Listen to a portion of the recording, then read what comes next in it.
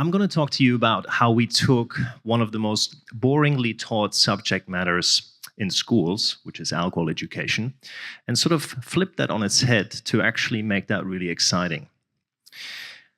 So I hope I can inspire you to think about how you can bring in more fun into your change work that you all do across the various contexts. So, given the title, the expectations are always high. I want to do a little experiment. The important thing is that you listen to me very closely and follow my instructions, because if you don't, my entire timing of this presentation is going to be screwed. So, I'll give you a minute to do the experiment, and you each have to pair up with somebody next to you. But the good news is I'm not going to make you stand. So, everyone ready for this? Each of you is going to have 30 seconds to explain something to the other person. I'm going to tell you shortly what that is. Actually, I'm one hand short to do my demonstration. Can you hold this clicker for me? Thank you. All right. The first thing you all need to do, and you can flip through the next slide, please, is to take out your little supercomputer, please. Unlock the screen. And you have either a gallery or a photo book on there. Can you click into that for me, please? So depending on an Android or an iPhone, you either scroll down or up like this, you know? See that? So on the count of 3, we're going to scroll down or up twice. Everyone ready? 1, 2, 3. Once and twice. So now look at that picture, and I want you to pick a picture and explain to the person next to you what that picture entails. You have 30 seconds, and I'll tell you at 30 seconds you can flip roles to do that. All right, you go.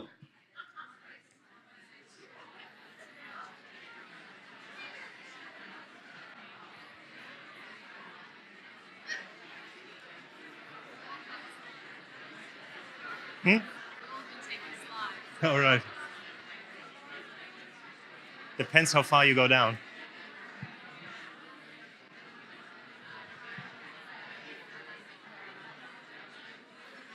Okay, that's 30 seconds. Switch. It wasn't. Doesn't matter. I'm already behind time. Went with a totally different plan on the introduction.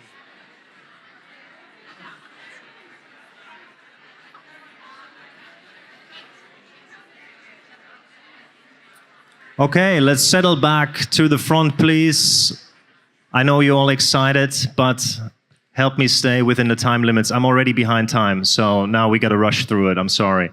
3 things that happened here. You got to play a little bit. Hopefully you are now engaged as well. Number 2, you got to know that person next to you.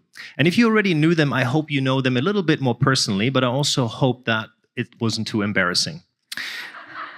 I know those of you that are giggling now, huh? Yeah. To quickly hide that picture. Number 3 was laughter. You all got to laugh. That's a great thing. And I'm the proud father of a little 1-year-old son. Well, he will be next week. And I learned that this little rascal, his name is Finn, laughs apparently 400 times a day. I just turned 35, and apparently I only do that 15 times. But you heard Samir tell you that my mother is Finnish and my father is German, which means I apparently only laugh 5 times a day. It's really depressing. So I have to use my son now to help me get that number up a little bit. But given we have to talk a bit about alcohol, did you know that in our Western society we spent about 4 years being hungover? Isn't that freaking crazy? Given this is a Friday, maybe some of you will learn tonight, you know, not to take it too far. And before I want to speak a little bit more about this actual project and how we gamify this, I thought I need to spend a little bit of time to talk to you all about this sort of different type of consumer that all of us have to now engage with. See, we have entered this 4th industrial revolution, and I don't want to throw too many buzzwords around here, but literally those supercomputers you're all running around with, you know, that's just the start. We essentially are trying to connect every single piece of technology to the internet, and obviously that whole thing about artificial intelligence is going to really throw some new curveballs at us. With that in mind, you know, if I'd stood here 5 years ago and told you about a drone monitoring a field, planting some seeds, or even trialing, you know, to deliver a pizza, you would have probably shook your head quite in disbelief. But today, it's more or less a reality of things. And sort of in this fourth industrial revolution, we're facing now this bombardment of information. And there's some studies that have been suggesting there's about 10,000 messages we all have to deal with every single day. That's a shitload of stuff to kind of process. And we really struggle with that. And that is not just our teenagers that we have to work with in this project, but it's also you and I, right? Everyone. So this beautiful graph behind me, this buyer's journey, is from a Google study done recently. And these guys have a lot of data, right? So what they learned is that from that first moment that you actually search for a new vehicle that you want to buy, till that point that you test drive it, there's 24 touch points. Boom.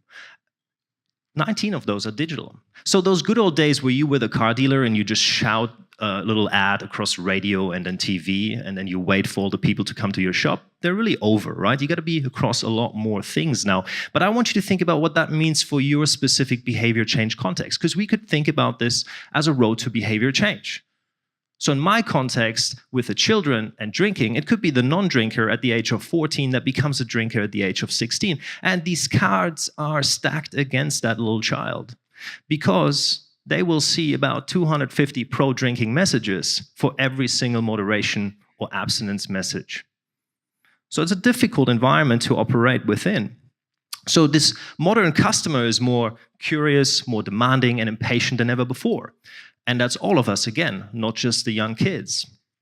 So I ask all of you, how well are you prepared to cut through the clutter of 10,000 messages that are hitting these people that you're working with, and where you're trying to actually improve their lives? That's a tough job.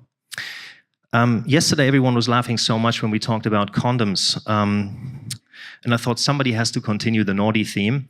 I have to thank Ville for this video, by the way. He found it. So let's check out what the Swedish people did.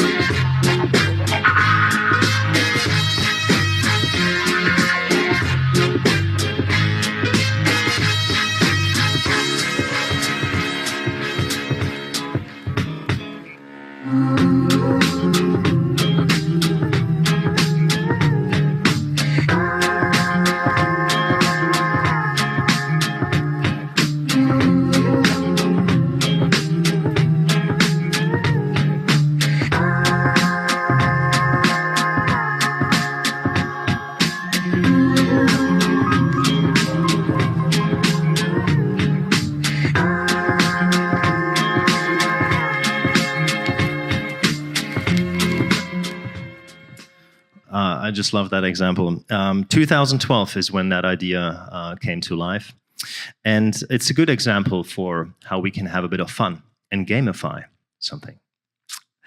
Now, fast forward to the end of last year, and there's this beautiful artificial intelligence device called Replicant that came out. I'm not sure how many of you have heard of this, but Replica was created by a lady, Genia Kuida, and I probably pronounced that wrongly. Anyone that knows how to pronounce a Russian name will correct me quickly on this one. But the point is, she lost somebody in 2015, and she used that as inspiration to actually import that entire messenger dialogue that she had with that friend throughout their lifetime into this Google neural network and built the first draft of Replica so that she could continue to message with her friend. So Replica is now an app that everyone can download, and it's actually built around a chatbot structure that learns who you are and gets to know you really well. And it sounds a bit creepy as I'm saying this. I actually didn't want to make it sound like that. But the point was, it's something that actually wants to become your best friend. And it's really good at that because it's not so emotional like a true human. It will actually check in with you every day and really be good at being your friend. So you should try to check it out. But if you think about something like Replica, how could that help us to, for example, prevent somebody from being lonely? Could we use that in suicide prevention and things like that? And I'm sure there's a lot of harmful use in this as well, but technology can be our friend. And the reason why I show you these things is not to kind of give you ideas that might cost a lot of money, but I suppose all these things have gotten a lot more achievable and don't necessarily need to cost a lot of dollars. So the project I will speak to you about today, Blurred Minds, back in 2015, as we were just gearing up to revamp all these resources, virtual reality popped back up on the radar. And really at that point in time, there was just this idea that I had to say, let's make this happen. But I had no clue. I'm not a tech guy. I just thought this is cool. And I actually thought that technology would be extremely useful for what we were trying to do when it comes to alcohol and drugs. Because you can't go into school and say, hey, have a beer, let's practice this, and then let's make some naughty decisions afterwards. It just doesn't function like that. But with VR, you could actually do that, right? So that was the idea behind it. I have to acknowledge, obviously, the Queensland Catholic Education Commission, because without these guys and their trust in letting us do things like that, it wouldn't have been possible. And when they came to us a long time ago, they said, can marketers actually help us do alcohol education? And we said, yes, but we didn't really know. We just put on the marketing hat and started to experiment. See, and QCEC has been good because they know that we live in a competitive environment. And when we have these big boxing fights here, like last year between Mayweather and McGregor, that's a $500 million fight that generated $500 million in revenue. And I don't need to point out Corona. You can all see it, obviously. But I think really crafty is obviously Mayweather features a Avion Tequila head. And McGregor used that post-press conference to launch his very own new whiskey label. And he pounded about half of that bottle. What a role model for the young generation and the boys, For those of you that have seen T-Mobile, that's great. It was in there. But I think more deceiving are those digital touch points that we often actually don't get to see. So this ad here, it wasn't even an ad. It was just a post by Vodka Cruiser. And these guys had this post up for about 6 months before it was taken down. Numerous complaints only made that actually a reality. But if you look at this is clearly targeted at children. And we see how girls can put glitter under their eyes to, recover from a tough night before. But I also think, V replaced the Valentine with vodka. I mean, what is that all about, right? So there's some serious stuff happening in this unregulated digital space that we have to be aware of.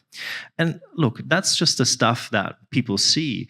Obviously, we have the TV shows, we have the movies, we have the music videos, and all that stuff that is shaping up that young generation. So our competition is tough. And we really thought the only way we can maybe break that cycle and capture that engagement is through gamification. So everything we have been doing has been underpinned by exactly that. It has been the vision that has shaped Blurred Minds from day one, and it continues to shape it. Because it ensures that kids are going to be hooked before we try to even give them anything in terms of the core message. When you think gamification, you might all think, oh God, $265 million, like Grand Theft Auto, awesome game. Didn't have that budget, unfortunately. Would love to have that. Got to go to the power and the money, Alan, right? But Our budget was 0.00018%. Anyone good at maths? 5-digit dollar figure for us. So very, very little. So that we took to build Blurred Minds in a very humble way. And it has grown to be a program now for parents and students and also with teacher materials. But I'm going to talk about the student bit a little bit more and show you what gamification can look like on a shoestring budget. So it doesn't always have to be an online game. You can just simply see girls wearing some VR goggles and actually experiencing the effects of what it means to be inebriated while actually being sober. One example. Then they go back into a classroom and they actually get to play one of our games called Deso Driver. And with Deso Driver, it's a really clever game because it incentivizes that you are that designated driver that actually picks up your friends, makes some money while doing it. And obviously, you know, avoid getting too drunk in that game. But also being the Deso driver in Australia is obviously one of the most legit excuses you can pull as a teenager. So it kind of gives them also strategies to think about how can I stay out of a situation when I don't want to drink. Standard drinks, took the maths out of standard drinks. It's usually taught with really boring mathematical approaches and no one understands it. I don't even understand it, still get confused by it. But what's really the core message? You know, I mean, we learned yesterday from Rebecca, we cannot remember standard drinks. But I think the idea here was always to just sort of showcase this is how you can stay a little bit on top of your drinking, and there is a mechanism behind it. But let's not bring math into the classroom here.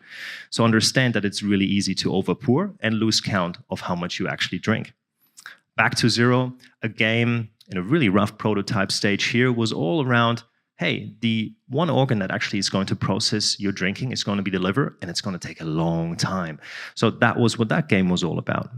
Here you see about 100 girls in that school passed out. It's one activity we actually run where for a minute they have to be in absolute silence, and the brief is to be as uncomfortable as possible. So while there's a lot of laughter and giggle, the point is again to engage and then to reflect. And we can get quite a reflection moment happening there when they think about what that means if you've passed out in some random street or in someone's house even for 4 hours and what could happen to you. The Alcohol Trivia Show. I'm sure you won't guess where we have taken some inspiration from. That game, though, has been incredible at actually wrapping up the content. Didn't cost us a lot of money, but has a pool of 60 questions that are completely randomized. And, you know, I mean, students love it. And they actually want to answer questions about alcohol and drugs, which is quite an achievement in itself. Obviously, the pinnacle piece, the virtual house party, for world's first virtual house party in that way that we designed it, started with an idea of absolute foolishness and no idea how to do it. So very first draft of, hey, this is how we actually could make it happen, to then finding awesome Griffith Film School students that committed to producing Griffith's first VR experience at that point in time. And by now, just 2 years old, a very outdated VR rig, you know, to actually create a 360 shoot. We took over Sharon's house for 2 days and kicked the family out. That kept the budget low. And from there, we were able to actually build 2 storylines, Elle's and Tom's story. So Elle's and Tom's story are the 2 experiences that students can now experience and actually have this preloading scene, as you can see, bubble up behind me. And with that scene, what we are seeing is, well, something that happens most commonly. First, we drink before we go to the party. So here's your first choice you get, and you can say, yep, I'm going to have that cruiser, or I'm good, thanks, I don't want it. So as you drink, you can see now that BAC reading going up, and your vision is going to start to get a bit blurry. So while the ladies are getting ready and sorting out some dresses, obviously we're speeding this whole experience up. They're chatting, having a conversation with you. You get the opportunity to have the next drink. I might have already missed that. We said no to that. And I think now we're going to have the opportunity to scull a drink, which means we're going to take in a solid hit of that wine or sparkling that was there. So now our BAC is shooting up and it's starting to get a bit blurry. VR is already a bit blurry, so it's like extra blurry for everyone that's doing it. And now we made it to the party, which is good news, because often they actually never made it to the party because they say yes to every single drink. So as they're at that party, they have now the opportunities to go with sleazy characters or good characters, however you want to, you know, sort of stereotype them. And in this case, obviously, now we're reaching a point where we just had one too many, and you'll see our eyelids actually shut. So that means you passed out. There's other ways to end this party. You can get knocked out as well. I think there's a total of 15 different endings that we have, so there's a fair bit of repeat play that's encouraged in this experience. So that was the inside of the experience. This is the outside of the experience, and this is fascinating because we were able to tame a room of 60 students like that. And the teachers were like, whoa, this is awesome. How did you do it? 30 headsets, and then teaming them up in pairs of 2. The girls are very nice with each other. The boys start to like hit each other into, genitals and things like that. Girls are really caring, it's quite the opposite. Always fascinating, gender dynamics, Yeah. So that's all the flashy bit, but what are the numbers telling us? So we went into 14 schools last year. 1,200 students. It's a stratified cluster randomized control trial. Fancy words, but what does the sample look like? Even gender split, average age about 15.2 years of those students that are in it. We have about 60% that actually don't drink any alcohol, and we have about 80% that have never binge drank in their life. What's the past tense of binge drinking? You know what I mean, let's continue. So 80%. You might think that that's a high number, but actually we know that the national statistics tell us that about 82% of 12 to 17-year-olds do not drink any alcohol. So we have had some tremendous success on that front. They're drinking definitely less. So let's look at some of the results before and after the program. Attitudes. So how pleasant or unpleasant did they think, binge drinking was, excessive drinking was? We know that after that program, they think of binge drinking more negatively. They think it's less pleasant than before the program, less enjoyable than before the program. And we don't see that same change in the control condition. Knowledge, we see a significant increase there, flatline in the control condition. So we're having some good effects. Intentions, we're able to maintain them at a fairly low level, which they have anyways, because the majority is not really drinking excessively. But interestingly there, when you look at those control results, you do see a significant spike there in terms of their intentions going up. So these are all the schools that didn't get the program. And last but not least, self-efficacy is going down, which is actually not what we really want, because we want them to feel more confident to say no. I have to be critical with these results because we have the same effect here in the intervention and the control condition. So take it with a grain of salt, but I presume that with this program that we do, we spend a lot of time talking about that social influence and those powerful external effects. And these kids come in there thinking like, I can resist a drink if I want to. And maybe after that program, they are not so sure anymore. So I'm not too concerned with those results, but again, we have to take them with a grain of salt. As good marketers, we always think about satisfaction. So let's find out what worked well. I organized these into online games. That's right. And the sort of offline activities. And what you can see here is that the beer goggles that I showed you at the very first, with the very first project slide, those were the most highly rated, the most highly rated program activity. VR was number 2, and then obviously we have things like the trivia show and passing out that are fairly evenly rated there as well. Which goes to show that you don't always need to spend all your budget on expensive sort of, online solutions. And sometimes a good old practical activity can get you very far as well. Let's look at a bit more impacts beyond just the change on the individual level. Media was all over it, mainly because of the virtual reality bit, and we had a bit of an orchestrated effort there, obviously, to push press releases out to the media before we would go and travel to a school. But 4 times national news, obviously massive traditional and digital exposure. Triple J, probably my personal highlight, a 7-minute piece on there. That was big, so we reached more than 1.2 million Aussies. And for alcohol and drug education program, that's pretty impressive, and it certainly spread the word way further than we could have just by our own efforts. So our media guys calculated an ad dollar value of $394,000, which is huge, and again, a big significant achievement. But that also helped us to get more people to our project website, to get more schools and teachers that actually do this stuff and do this stuff well, to find new resources to actually play those games, because they can, and they have access to that free of charge. So since we put all the teacher kits up, We had more than 200 downloads since April 2018, which is a lot. And these are not just schools from Australia, but also America and Canada and New Zealand. So my takeaways, and I'm going to wrap up with that. I think I'm okay with time, which is impressive. I thought I lost so much, but the first activity you did well, so thank you. My main takeaways are that we show that gamification works. It does have a positive impact and it can make a difference. And having fun is okay. You know, it doesn't have to be so serious. And in fact, it might be that thing that can distinguish you from other sort of change efforts. The other bit is, I want to have you think about how you can bring gamification into your programs. I talked about alcohol today, but there's many examples in the context of healthy eating, energy conservation, that have actually evidence-based tracking as well on them. And if you want to have a chat, how about, you know, how you can integrate that into your program? I'm sure I can find an example for you as well. And one of the most recent projects we have been working on is how we can teach empathy to children via augmented reality and interactive comic books, which is also demonstrating to work effectively. So if you don't trust me, trust Bernard Shaw. I'm going to leave you with his quote. He said, "We don't stop playing because we grow old. We grow old because we stop playing." So thank you very much.